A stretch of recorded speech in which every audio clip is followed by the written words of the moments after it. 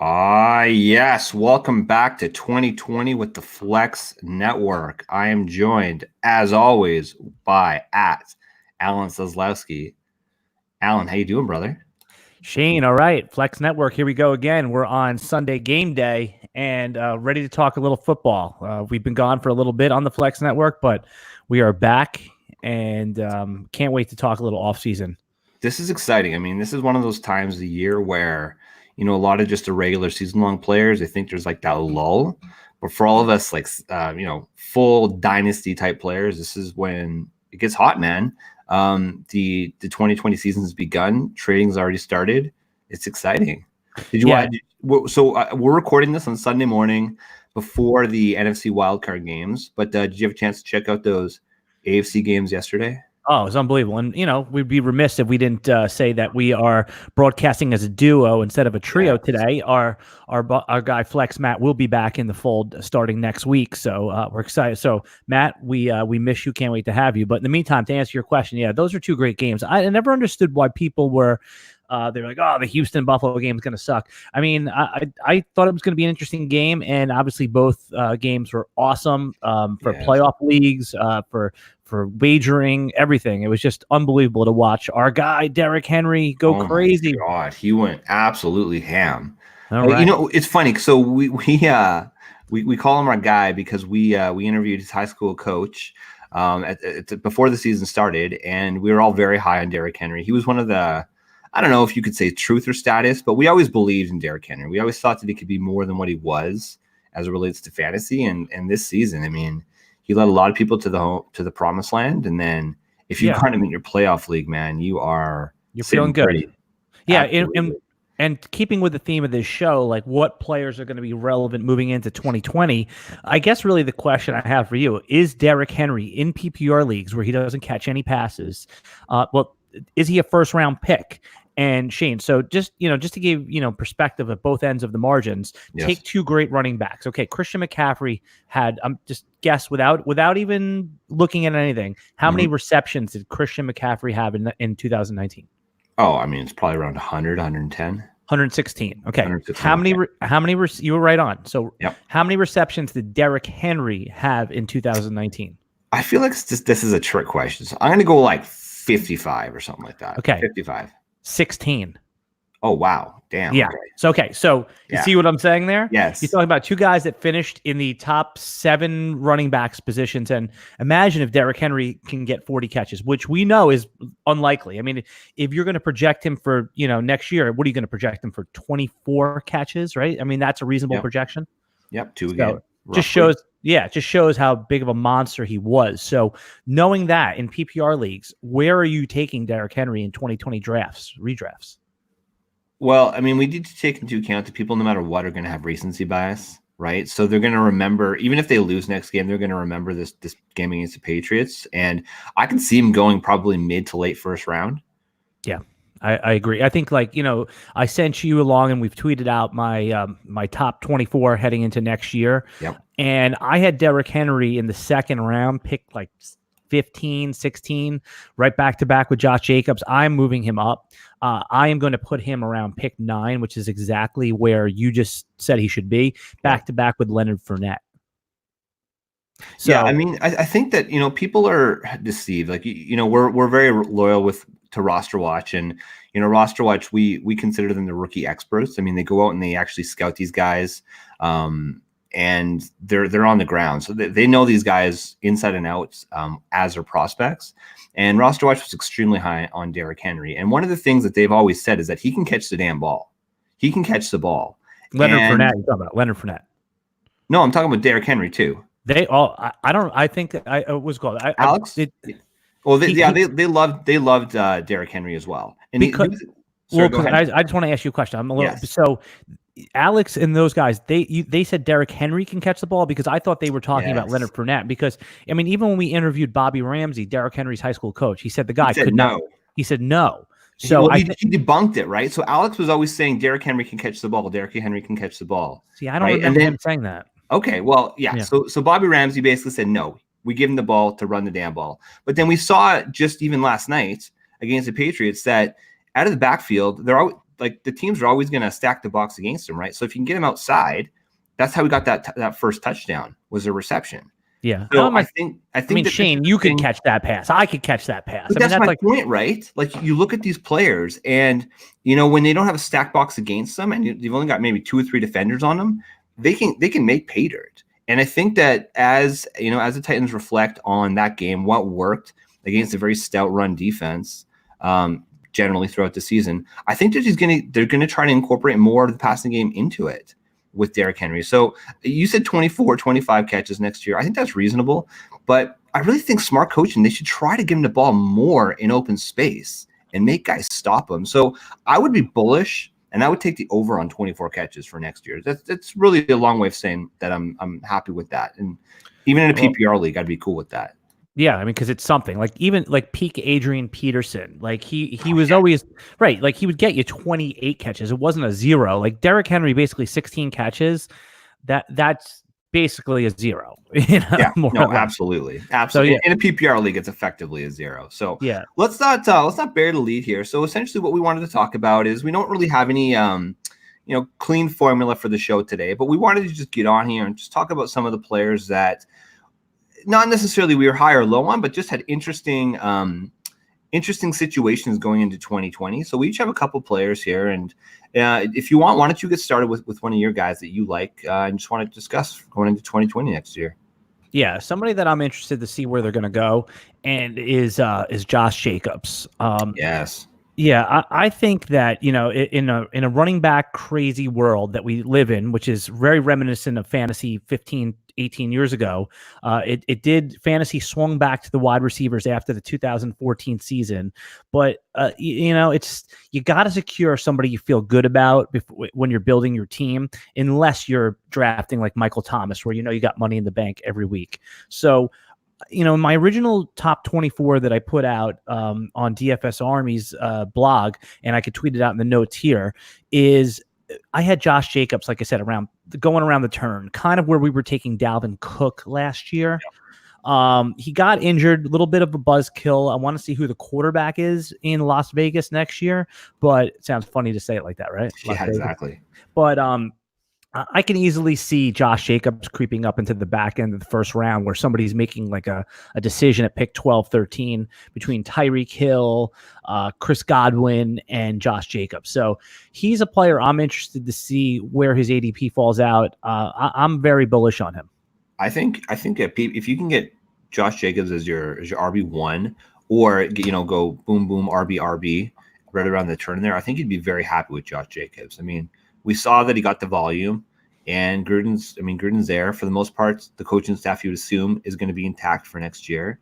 Oh yeah, and they're on a 10-year contract. Well, of Gruden, obviously, but like the entire staff around him and stuff like that. Like it looks like it's going to be pretty secure. So, I mean, I think that the Raiders were a pleasant surprise this year, right? Wouldn't you say that they probably performed a little bit ahead of expectations? I think they were it was a tale of 2 seasons for them. Like they came out of the gate strong, and then they just literally became a flat tire the last 5 or 6 games. Flop. Yeah, I could see that. But again, Josh Jacobs, he was that offense, and then Tyrell Williams as well. Like at the start of the season, he was amazing. And I want to say he had plantar fasciitis midway to the late part of the season, and so they didn't really have a de facto 1. And that definitely derailed their season. But no, I love Josh Jacobs. I think that's a lot of people loved him in Dynasty, and I think that this year he's on a redraft radar. Let me ask you this: he's 21 years old. I don't even think he'll be 22 in August. I'm not sure of his exact DOB, but would you take Josh Jacobs or the 1-1 in rookie Dynasty drafts? I mean, that's close, right? That's close. Well, you have to decide today before you know any landing spots. Who would you take? See, I tend to be a bird in hand kind of guy, so I would probably take Josh Jacobs. Right. So right now, if you own the 1-1, you would take Josh Jacobs for him. I think so. In a vacuum, there's obviously there's a lot of things that come into play with that, but that 101, man, it's like that shiny new toy, right? Right. But we can both see through that a little bit. Yeah. I think it'd be worth it. Absolutely. Who's a player, Shane, that's interesting to you heading into the 2020 season? I think the tumultuous season of one Baker Mayfield makes me very interested going into next year. I mean, right now, Baker's kind of people are saying he's on the hot seat or whatever, right? Like he's got to prove it next season. But we forget that last year he was the rookie of the year. I was looking at his, his stats for this year, and they were pretty much identical to last year. But you would have expected him to take a big leap forward. So he finished the season with 3,800 throwing yards, 22 TDs, but 21 interceptions. Pretty dismal, right?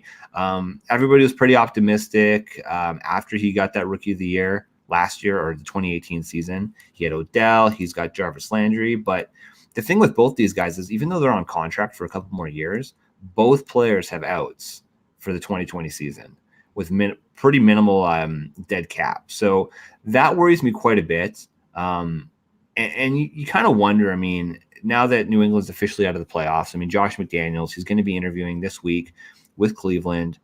There's been some discussion that he could have absolutely full reins of that team, which could be a very good thing. I mean, we know that the experiment in Denver back in, 2010 or so, didn't really work, but he was younger then, he was inexperienced. So I'm a strong believer that failure is the best learning tool, right? And the fact that he failed, let's admit it, let's call it what it was. It was a failure. He went back to New England, studied some more, was very successful over the his last stint in New England. And if Josh McDaniels goes in there, you wonder if a guy like Odell and Jarvis would want to stick around just to kind of see what is going to happen. So that's going to be really interesting. I'm pretty excited. I'm generally bullish on Baker Mayfield. I think he's he was one of the top college, completion percentages in history, if not the top. So these are things that matter. And I think that just one bad season the book isn't closed on Baker Mayfield. Yeah, I think just from observing the games, his rookie season, they didn't have much pro tape on him, and what happened was, one of the knocks, one of the negatives on Baker Mayfield coming into the pros was he wasn't tall enough, and we've seen Russell Wilson and Kyler Murray, all those guys with speed succeed. And if you watch the Browns games, and there was a lot of national games, he was getting a lot of balls knocked down at the line of scrimmage by tall linemen. So his move was he would roll right. And, sharp defensive coordinators and even sort of average ones were able to account for that. They would already have pressure shifting where he was going to roll, and he was just in a world of hurt. That is partial coaching fault. I think that everyone, the consensus was that Freddie Kitchens was a little in over his head as a play caller. They had one of the best offensive play callers on that staff in Todd Monken, who I was hoping the Jets were going to hire as their head coach before they hired Adam Gase. And Freddie Kitchens refused to give Monken the play calling duties. So, I agree with you. I like drafting last year's bums at an extreme discount, and Baker Mayfield certainly qualifies as last year's bum. I mean, everyone was getting aggressive on Mayfield. I mean, next year you're going to have to take him in like the 12th or 13th round. No problem. I'll all day, So I think that's a really smart thing. I mean, people are just going to be turned off by him, but at the price, no problem. 1 QB leagues. The interesting thing will be in super flex leagues. Where does he go? And probably 5th, 6th round as, QB 15, 17. I mean, Baker Mayfield or Ryan Tannehill. I mean, who you take between those two guys? Who you like in fantasy for next year? Yeah, I mean, don't you have to take Baker Mayfield? See, in the rankings. Go ahead. Yeah, no, I was gonna say. I mean, like recency bias tells us it's got to be Ryan Tannehill, but doesn't it have to be Baker Mayfield? No, in fact, you just look at some of the efficiency stats, like yards per attempt is a popular one that a lot of people point to. And Ryan Tannehill, I mean, he does take a lot of sacks, but you got to be optimistic about that offense. And I'll have like Tannehill in my final, in my up to date rankings, and I'll have him as like QB 13. I'll probably have Baker Mayfield like 3 to 5 spots lower. That's fair. AJ Brown, man, oof, he looks electric. Yep. Didn't do much yesterday, but man, he had an amazing second half of that. I mean, against the Patriots, exactly. Secondary. Yeah. I mean, that wasn't going to be the game plan. So no, of course. Okay, wwho do you got for your next one? Yeah, I mean, you and I talked about this a little bit offline, and a lot of times when I'm doing rankings, what I'll do is, I'll check There's a few rankers in the fantasy industry that I think are like a sanity check for me. Like, hey, where does this guy have them? And one of those guys, as I check, is ESPN's Mike Clay. And Mike Clay had Austin Eckler as like in the third round. I have him in my first round in PPR leagues. And yeah, I mean, of course, if he is the lead running back and Melvin Gordon departs, he's an unrestricted free agent, he can go anywhere he wants, then, that's like kind of a no-brainer. But I'm thinking even if they bring in somebody, 65% market share, workload for Austin Eckler in PPR leagues. I mean, he finished his RB3 this year. He had basically about 900, almost 1,000 yards receiving. I just don't see he is Austin Eckler is a modern day running back, someone who's going to get about 900 to 1,000 yards receiving and about 700 or 800 yards on the ground. Austin Eckler had about 90 catches. I don't see why. I mean, you think about Danny Woodhead when he was on the Chargers. I mean, he was drafted in like the third or fifth round, but he always returned like RB12 value. I really like Austin Eckler. I'll be aggressive drafting him right around the if we were drafting today around the 7th or 8th overall, right next to Aaron Jones. Wow. But yeah, like I said, Mike Clay had him about as a third round player. Where are you on Austin Eckler? Are you closer to where Mike Clay had him as a third round player, or more like where I have him in the middle of the first round? I'm not sure I'm bold enough to say I would take him in the first round. Right. But I love Austin Eckler. I mean, he's only 24 years old. He might be 25 going into the next season, but he's about, really what it's going to come down to, and you nailed it right at the start here, is he going to get a contract with the Chargers? And if he does, that's obviously huge. But you talking about Eckler, or he's under contract? I'm talking about was Melvin Gordon. Is he going to be the lead guy? Is really what I said. Are they going to draft a rookie, or Well, Austin Eckler, this is his final year. He's an unrestricted free agent after this season, also. Well, they could franchise him, can't they? They could, yeah. But would they? If they didn't pay Melvin Gordon, why would they pay Austin Eckler? Because the franchise would be it would be lower, from what I understand. I mean, Melvin Gordon was a first round pick. Again, I'd have to look into the details. I'm not sure how they would do it, but why would you let Austin Eckler walk? I mean, you don't have to pay him much. Even there's no reason to. You can. It seems like a no brainer. They're not going to let him go. He's their best offensive weapon. For the record, I'm on the same page as you. I think Austin Eckler is going to be outstanding this year. And actually, it's funny that we talk about him and Josh Jacobs.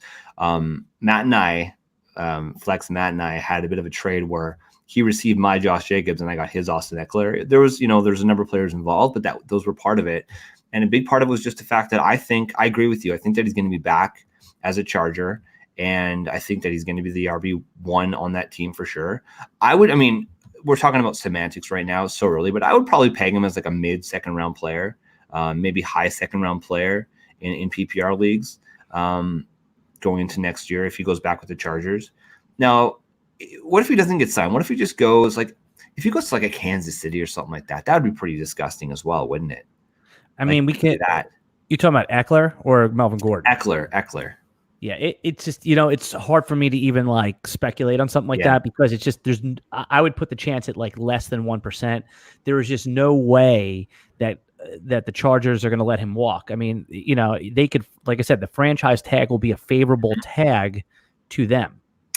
Didn't they offer Melvin Gordon like $10 million a year for like 3 years? Well, with only the first year being guaranteed. Yeah, I wonder if they offer something like that to Austin Eckler. They don't need. I don't think they need to, and I don't think Eckler was going to demand that. I mean, listen, you never know, but think about someone like Devontae Freeman. Like I think he makes like $7 million, something like that a year. I mean, so if Eckler can get 3-year, $18 million with 12 of it guaranteed, no problem. That'd be sick. I would love that. I would actually love that. Again, I'm quite bullish on him, so I would love to see that. Okay, so moving on, a guy that you loved at the start of this season, and frankly, you've got a lot of these offseason bold calls right, but I like Kenyon Drake. I think he's interesting going into next year. Obviously, he was traded to the Cardinals this year. He essentially played the role that we thought David Johnson was going to play.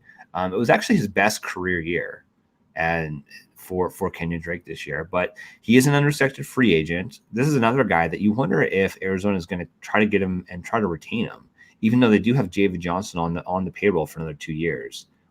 Can't they get out? I think they can get out of David Johnson this offseason for a minimal cap hit. I think that's what David I'd read. Johnson 2020 cap hit $16.2 million. Is that right? But if they don't, Track. even so, he has a $16 million cap hit if they cut him.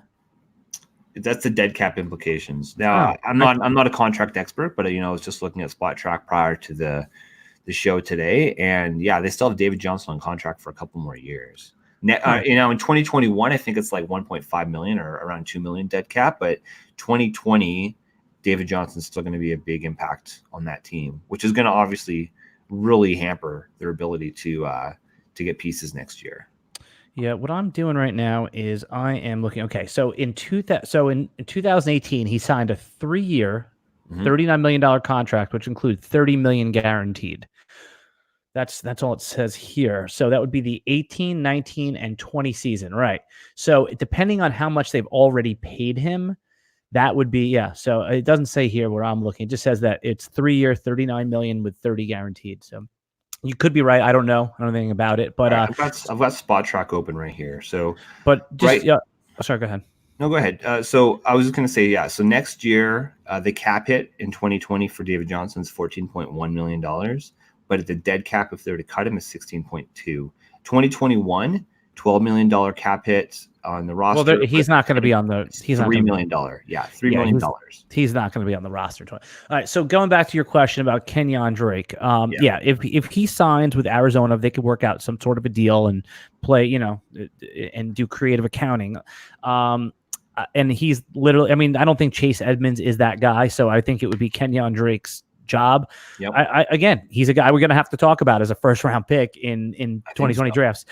If we were doing like a best ball draft today, I don't think I could take him in the first round just because there's so much uncertainty. Where will he go? But going back to what you said, and thank you for acknowledging that, I was a Kenyon Drake guy, but even if you followed my advice and took Kenyon Drake in your drafts, you weren't happy with it. You probably, by the time he started performing for Arizona, it was too late, but it was just every time he touched the ball, things happened that were good. And for some reason, the coaches in Miami, and by all accounts, Brian Flores is a good coach, just didn't get him, trade him away. Isn't it funny to think that Miami at one point had the following people on their roster: Kenyon Drake, Kenny Stills, Jay Ajayi, Ryan Tannehill, Devontae Parker, and they couldn't do anything with that talent. Although that core under Adam Gase did go 10-6 that one year, but it just you got to start to wonder. I'm with you. I like Drake. I had him at 23 overall in my initial rankings, and that arrow is only pointing up if things shake out in a favorable way for him. Love it. All right, who you got for me, Al? Okay, so you're talking about like players that I find interesting for heading into 2020. We're stick at the top of the draft here, and we fall for the QB who performs every year, and then he goes in there's a lot of talk. So obviously, I'm talking about Lamar Jackson. Yep. Now, the year before, is Pat Mahomes going to be a first round pick? He ended up settling in as a second round pick in most redrafts. And the year before, Deshaun Watson, is he a first round pick? And Michael Vick, is he the number 1 overall pick? Matthew Berry pushing him as the number 1 overall pick. And then obviously this always fails, but this, I hate to say it, I'm going to go back to it on time. I think this is different. If you just talk about Lamar Jackson as a runner, he finished with the 9th most rushing yards. It might even be the 6th most rushing yards in the NFL. You could look it up if you'd like, but it's somewhere there. So he was the RB6 or RB9. Plus, he's a quarterback. So I think I'm willing to take him in redraft leagues, even in 1 QB leagues, as high as pick 6. But, I mean, where I have him ranked in my initial rankings is pick 16, which is, pick 15, something like that, which is, right around there. So if you're going to take him at pick 15, why not take him at pick 6 or 7 anyway? So are you on board as Lamar Jackson is a top 15 overall fantasy player in 1 QB leagues? I think so. I mean, the way that I generally construct my teams is I'll typically fade that quarterback at early round. I think both of us typically do. But Lamar, to your point, like he's a different kind of animal, right? For people who actually watched the games and didn't just look at the box scores, one of the reasons that they were so successful this year is because they always pretty much had to spy Lamar, right? Which means that there's always going to be receivers open. So you saw he had these like ungaudy stats where he'd have like 190 passing yards, but like 4 touchdowns. And that's just because he'd rush it. They'd always be in red zone opportunities. And then he would just have they would always have to spy him. So there's a wide receiver would always get open, and boom, he's just throwing these touchdowns. And I don't see why that doesn't continue going into next year. I mean, the only thing that obviously is risky as it pertains to a running quarterback is that injury, right? Yeah, but the only reason I interrupt you, and I'll let you keep going with this, is because any running back that you take in the first round is going to have that same risk. What's the difference if you take your quarterback with that risk? Because think about it. If your first round running back gets hurt, you're kind of screwed. It's going to be tough to find. Everyone's going to be fighting for his replacement. But let's say you take Lamar Jackson and he gets hurt running the ball and you took him in the first round. You could always grab Baker Mayfield or whoever on the waiver wire and replace him. It's probably easier to replace Lamar Jackson than it is to replace your first round running back. I think that's the only argument, right? It's just the fact that, you know, if your RB1 goes down, it's very tough to fill out production. Whereas if you wait on your QB, then it typically gets to a point where they're quite a bit more replaceable. This was a kind of a strange year, though, where we saw a lot of injuries to different quarterbacks throughout the season, which it typically doesn't happen that way. Obviously, ironically, the running quarterback that we're saying is an injury risk did not get injured, which is fantastic. But I could absolutely see next year going into, especially early season with best balls, Lamar's going to be going in probably late round 1, early round 2. Like, I would not be shocked. Yeah, and yeah, he's basically in play anytime after you pick Christian McCaffrey or Saquon Barkley. Yeah, and you know, like it's funny. You shared with us one of your bold calls on our bold call podcast before the season started, and you had Lamar Jackson as the 1-on-1. So obviously you were very bullish on him, like the overall number 1 quarterback, QB1. Excuse me. And actually, I was pretty high on him too. He was my number 1 exposed player in all my best ball leagues. So I did pretty well in best ball this year as well. Yeah, no, we were in agreement there. And basically, you know, when we do bold call, how I define bold call, like when we do it again next year, is, hey, what is the 80th or higher percentile outcome for this player? I mean, that's, you know, what happens if everything goes right? Yeah. You know, and, you know, again, so like, for example, like we could see a situation where a bold call might be something, and I'm not predicting this in any way right now, but Joe Mixon is the overall RB1. If the guy had a situation where everything was right, he has the talent to be that level. And that's what I saw for Lamar. And, you know, as many other people did as well. This was cool, man. I mean, I think we should do a bunch of these like sort of quick hitting podcasts heading into 2020. This will be our first episode of many heading into 2020. Yes, anything to close us out on here? I just want to say, go and enjoy the rest of the playoffs. Hopefully you guys are able to join some playoff leagues. Those things are a lot of fun. They make these games that always playoff games are typically exciting, but it just adds a little bit more heat to it. So I definitely suggest that if you didn't enter a playoff league this year, do it next year. And there's still DFS. Even if you're doing $1 or $2 leagues, just get in on a little bit of the action. It just adds a little bit of spice to these games. And other than that, I'd say go and enjoy some really high quality football. Absolutely. And it's funny you said about playoff, because I was just, as you were talking, was making a late swap in my FanDuel lineup. I'm stacking Seattle today in hopes that, because I have in my playoff leagues, I have a lot of Philadelphia on one side of it. So I just wanted to hedge a little bit. All right, Shane, good stuff. Flex Network, here we come. Off season is going to be our specialty. If you enjoy this content, like, subscribe, and we will be back with our trio with Flex Matt in the next week or so, and just pounding away 2020 rookies draft. Can't wait, Shane. All right, let's go. We are the Flex Network.